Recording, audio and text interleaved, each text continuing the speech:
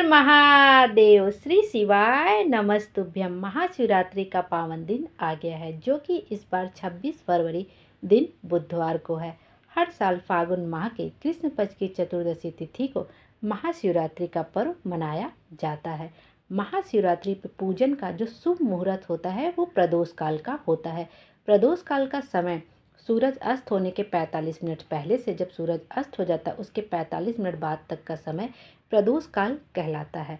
और महाशिवरात्रि के दिन प्रदोष काल में पूजन करना सबसे श्रेष्ठ माना जाता है। महाशिवरात्रि के दिन पार्थिव शिवलिंग बनाकर पूजा अर्चना करने से हमारी जो भी मनोकामना होती है वह अवश्य ही पूर्ण होती है।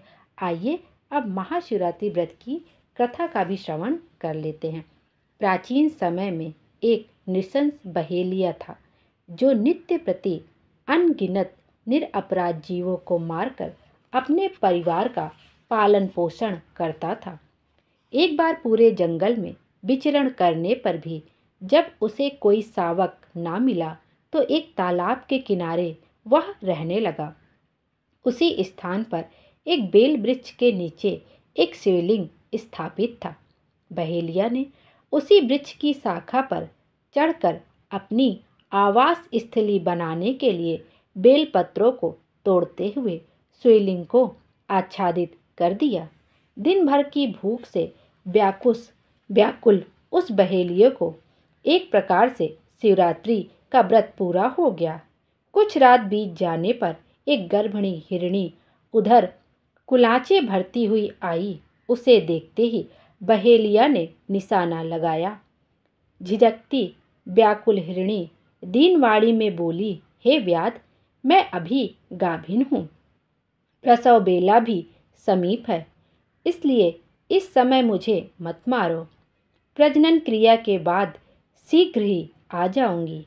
बहेलिया उसकी बातों को मान गया। थोड़ी रात व्यतीत होने पर एक दूसरी मृगी उस स्थान पर आई। पुनः बहेलिये के निशाना साधते ही उस मृगी ने भी निवेदन किया कि मैं अभी ऋतुक्रिया से निवृत्त हूँ, इसलिए मुझे पति समागम करने दीजिए, मारिए नहीं। मैं पति से मिलने के पश्चात स्वयं तुम्हारे पास आ जाऊंगी। बहेलिया ने उसकी भी बात को स्वीकार कर लिया। रात्रि की तृतीय बेला में एक तीसरी हिरणी छोटे छोटे छौनों को लिए उसी जलाशय में पानी पीने आई। बहेलिया ने उसको भी देखकर धनुष बाण उठा लिया तो वह हिरणी कातर स्वर में बोली, हे व्याध, मैं इन छौनों को हिरण के संरक्षण में कराऊं तो तुम मुझे मार डालना। बहेलिया ने उसके दीन वचनों से प्रभावित होकर उसे भी छोड़ दिया। प्रातःकाल के समय एक साथ 3 मासल बलवान हिरण उसी सरोवर पर आए। बहेलिया ने पुनः अपने स्वभावानुसार सरसंधान करना चाहा। यह क्रिया देखते ही एक हिरण व्याध से प्रार्थना करने लगा, हे व्याधराज, मुझसे पूर्व आने वाली 3 हिरनियों को यदि तुमने मारा है तो मुझे भी मारिए, अन्यथा जब वे तुम्हारे द्वारा छोड़ दी गई हैं तो मुझ पर भी तुम्हें तरस खाना चाहिए। मैं ही उनका सहचर हूँ। फिर भी आपको यदि हमें मारना ही है तो बाद में हम सपरिवार आपकी सेवा में उपस्थित हो जाएंगे। हिरण की करुणामयी वाणी सुनकर बहेलिया ने रात भर बीती बात कह सुनाई तथा उसे भी छोड़ दिया। दिन भर उपवास, पूरी रात जागरण तथा शिव प्रतिमा पर बेलपत्र जो उसने गिराई थी चढ़ाने के कारण बहेलिये में आंतरिक शुचिता आ गई।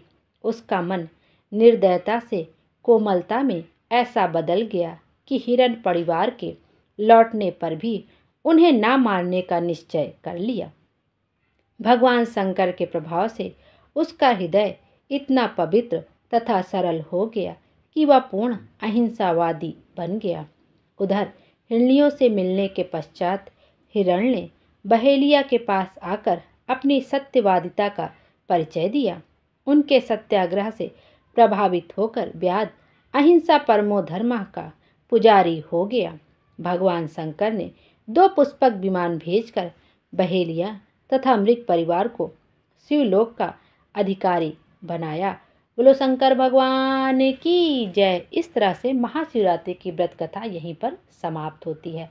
महाशिवरात्रि के दिन भगवान भोले बाबा का पूजा अर्चना करने के बाद हमें महाशिवरात्रि की व्रत कथा का जरूर श्रवण करना चाहिए। श्री शिवाय नमस्तुभ्यम। हर हर महादेव। भोले बाबा हम सब की मनोकामना पूरी करें और हमारे जीवन को खुशियों से भर दे। Thank you.